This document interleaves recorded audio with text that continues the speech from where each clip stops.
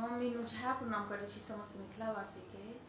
आइ हम एकटा बरहमासा बटगबनी लऽ के उपस्थित छी। नीक लागत तऽ लाइक जरूर करब। धन्यवाद। जय मिथिला, जय मैथिली।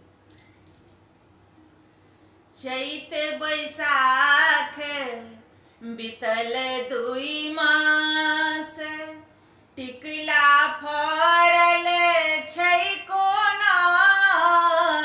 चैत बैसाख बीतल 2 मास, टिकुला फड़ल छै कोना।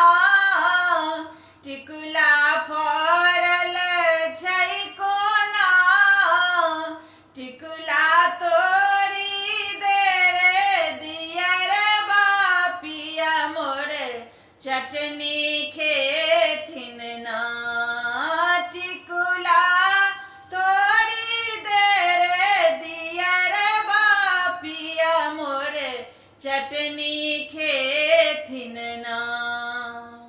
जेठ अखाढ़ बीतल 2 मास, उखम लागै छै कोना। जेठ अखाढ़ बीतल 2 मास, उखम लागै छै कोना। उखम लागै छै कोना, बेनिया डोलाए दे रे दियर बापिया मोर, ठंढक पेथिन ना। बेनिया डोलाए दे रे दियर बापिया मोर, ठंढक पेथिन ना। सावन भादव बीतल 2 मास, नदिया उमरल छै कोना।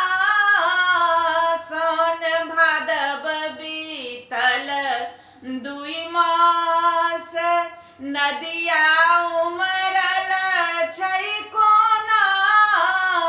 नैया खेबी दे रे दियर बापिया मोर, पार उतरथिन ना। आसिन कार्तिक बीतल 2 मास, मेला लागल छै कोना। आसिन कार्तिक बीतल 2 मास, मेला लागल छै कोना। टाका आनी दे रे दियर बापिया संग, मेला घुमबै ना। टाका आनी दे रे दियर बापिया संग, मेला घुमबै ना। अगहन पूस बीतल 2 मास, धन मालु बुधल छै कोना। धन मालु बुधल छै कोना, चूड़ा कूटी दे गे ननदिया पोया मोर, जलखै करथिन ना।